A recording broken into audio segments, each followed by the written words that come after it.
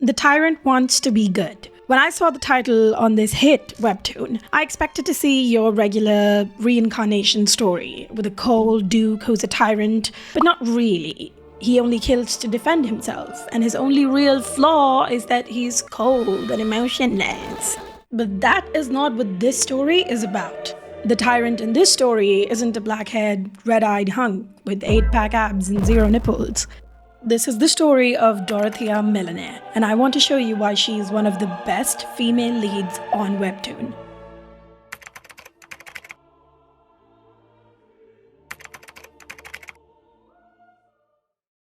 Dorothy was a real tyrant. She was full of anger and hatred. She murdered her own brother to take over his throne, and she waged wars that ravaged her kingdom. Ultimately, people revolted and unalived her, putting a bloody end to her reign. This was far more serious than I'd expected. I mean, the cover photo looks like it's a cute romance with a love triangle, but we're immediately faced with Dorothy's dark, gritty reality in Chapter 1. After her execution, Dorothy is sent back in time, back to her own childhood. She's given another chance to live her life all over again. I expected the standard isekai journey, that she'd use her memories of her last life to do everything right this time, and everyone would love her. But being a tyrant isn't quite so simple. Y'all, we need to talk about this story. Dorothy is the princess of this empire and the youngest child of the royal Millanaire family. This family has ruled over the land for several generations, and they owe it all to this little power called the Spirit of Light. It's nothing special, it's just a power that lets them summon harmless orbs of light. But it is magic, which ordinary people in this world cannot do. It is a hallmark of being a descendant of this family.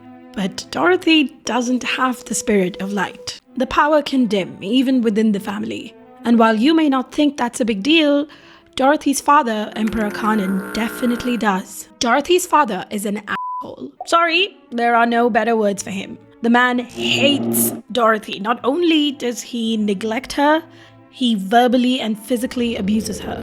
And his reason? Well, Dorothy's mother died in childbirth while giving birth to her. That's the stupidest thing I've ever heard. The Emperor thinks his beloved wife's death was wasted on Dorothy. That not only did Dorothy kill her mother, but she didn't even have the Spirit of Light to make up for it. He makes it a point to ignore her at all times and shower his attention only on Dorothy's older brother, Raymond Millanaire. Ray is low-key my favorite character in the story. He's a ray of sunshine, no pun intended. The boy loves his sister. All he wants is for Dorothy to be happy and for her to spend time with him. When we see young Ray's adorable, overwhelming love for his sibling, we are faced with the darkness of Dorothy's mind once again. We see the moment where she runs her sword through Ray's heart, killing him to secure the throne. This was dark. It was difficult to root for Dorothy at this point. But the fact is that Dorothy spent her entire past life projecting her resentment of her father onto her brother. To her, it always looked like Ray stole her father's love and the love of the people. He had the Spirit of Light, and he always outshined her with it. For a whole lifetime, she internalized the feeling that he caused her pain. Jealousy, trauma, resentment. These things don't just disappear with reincarnation, making Dorothea one of the most realistic characters I've ever encountered in an isekai. One of the things that traumatized her most is the man that she loved, Theon Freed. Theon is the son of a duke and Ray's best friend. In her last life, Dorothy fell madly in love with him and chased after him relentlessly, even getting her father to arrange a marriage between them. But Theon never fell in love with Dorothy, no matter how hard she tried. Her ever-growing madness made him more and more distant and afraid of her. After Dorothy kills Raymond, he finally breaks. Dorothy entered her room one day and found Theon's lifeless body. He took his own life to get away from her. Losing Theon made Dorothy lose her will to live. She believed she had failed completely and that she deserved to die, that she was rotten and bad through and through. Dorothy's dark, crushing feelings are almost suffocating at the start of the story. The author relentlessly establishes the darkness in her heart. Happiness is something we all want in our life, But sometimes happiness takes effort. Without changing your circumstances, without cutting out people who are dragging you down, finding joy can be an almost impossible task, especially if you're Dorothea. She could not stand to be in her castle, surrounded by triggers of her trauma at every corner. Her father's cruelty drove her to despair once again, and seeing Ray, bright as sunshine, triggered extreme anger and guilt within her. Every time she laid eyes on Theon, she would burst into tears over the tragedy that her life had become. Her reincarnation felt more like a punishment rather than a blessing. She couldn't just wave a magic wand and become the perfect person. She could feel that her second life would drive her to the same despair if she didn't make a drastic change.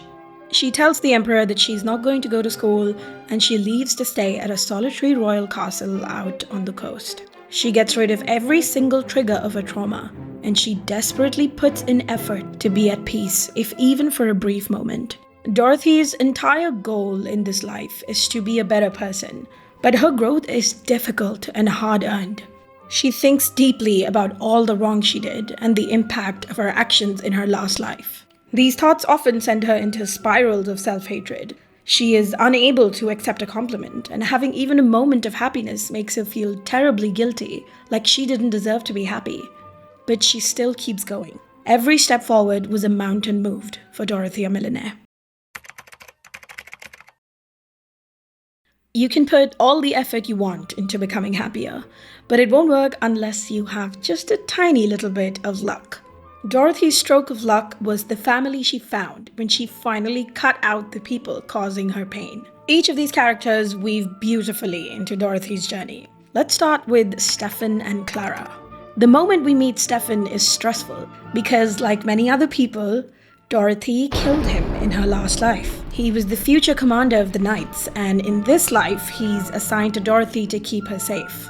And even though Stefan is a very quiet person, often just nodding to communicate, he radiates the calm acceptance Dorothy went 2 lives without feeling. Stefan takes on the role of Dorothy's father figure, and with him, for the first time ever, Dorothy could freely bawl like a baby. Clara, her assigned maid, was a warm, affectionate maternal figure, someone she desperately needed. Watching Dorothy bask in the glow of her found family was so healing. Unfortunately, things are not so simple with Raymond. The thing I was waiting most for while reading the story is for Dorothy and Ray to finally get along. But this was complicated and difficult. This is because Dorothy's central pain, in my opinion, isn't the death of Theon. It is her murder of Raymond. It is the one act that has completely convinced her that she is evil through and through. It is the action she resents herself the most for. She never forgives herself for it. She often thinks of their final battle. Not so much a battle because Ray didn't really fight. He did take out his sword to defend himself, but the moment he barely nicked Dorothy, he let his guard down because he was worried. His heart, so pure and bright, was punctured by her own sword. Ray gets to ask her once, "Why don't you like me?" Dorothy thinks to herself, "I hate that you're so foolish, but so nice. I hate that you can wield the spirit of light while I can't. I hate the fact that you've received more than I have. I hate that you died at my hand in my former life. And I hate that you've forgotten all these excruciating memories that only I remember. Why, Ray, why did you give up the fight?" The answer is clear. Ray loved his sister in both timelines. It was the hardest love for Dorothy to face and accept, but her time at the castle gives her the ability and peace of mind to even begin to do so. She doesn't become super chummy with him, and Ray does still have to beg for hugs, but they finally mend their rift and begin to live together as brother and sister. I cried. I did. Yes, the story does have romance, even though it is hardly the focus for most of it. Going in, I thought that Theon might be the main lead, but that didn't sit right with me. Dorothy's changed behavior has been attracting his attention and care across the story, and it is common in isekai. You reincarnate in your old life, and characters who ignored you previously are now falling in love with you because this time, you're better. Except Dorothy cannot simply be better. The author makes it clear that Dorothy can never undo the actions of her past life. Even if it was in another timeline, those events were real, and they're part of who she is. Someone like Theon, who means well, but he knows nothing about her past, can never truly love her. Besides, Theon is an actual teenager, while Dorothy is an adult in a teenager's body. So that would be weird. No. Dorothy's character didn't need a Theon. It needed Ethan Bronte. Bronte? Am I saying that right? Anyway, Ethan, just like Dorothy, dabbled in the tyrannical arts, let's call it. In her last life, Ethan was her right-hand man, a conniving, clever, and strategic partner. Dorothy had always felt similar to him in nature, and the feeling was mutual. Ethan could see it too, and he was madly in love with her the entire time. She was blind to his devotion because she was obsessed with Theon, but Ethan was always there for her. His presence is a central part of Dorothy's development, because just like her, Ethan also has memories from their last life. In fact, Ethan is responsible for the reincarnation even happening, and if you're curious about that, I definitely recommend reading the story. Accepting his love meant that Dorothy could finally accept the horrors of her past. She could accept herself. At the beginning of the story, she feels like her second life was a punishment for her crimes, to make her suffer. And here, some 60 chapters later, she calls it a gift, a second chance to experience real happiness. If you liked the video so far, don't forget to subscribe. Thank you! In many stories, if a character wants redemption, they must give up the obsession that ruined them. Dorothy's primary obsession seemed to be the throne. Was this desire just her way of seeking her father's love and acceptance? Was it just a hunt for power, a way to beat Raymond? Is she truly healed only if she doesn't want the throne anymore? I wouldn't have been surprised if the story took that route. The comic's point could be that Raymond being a good and kind person would make him a better ruler than Dorothy. She believes that herself, and she spends a lot of time coaching Ray on how to be a better monarch. Sure, she had a less than ideal reign, but before the insanity set in, Dorothy genuinely wanted to be of service to the Empire. Even though she has changed, a small but powerful part of her continues to wish to be Empress. She thrives when she's working on managing the kingdom, but she hates herself for this drive. She sees it as a dangerous curse that ruined her and avoids any thought of it. She develops new reforms and works through Raymond to get them passed, like a silent empress. She cannot accept this desire. Raymond, however, notices his sister's passion because she's no longer pushing him away. He was good and pure, but he wanted to enjoy a more relaxed life where he could focus on the things he was passionate about. He didn't want to attend meetings and conduct psychological warfare against greedy nobles every day of his life. He feels duty-bound to his future until he finds out that Dorothy did in fact want to be Empress. He is immediately supportive of her. He saw the value in her efforts and believed in her. And this evolution was key to getting the best ending for this story. Dorothy finally becomes Empress in a way that she can be proud of. She doesn't feel the need to hide from her talent and her drive, because the tyrant finally figured out how to be good.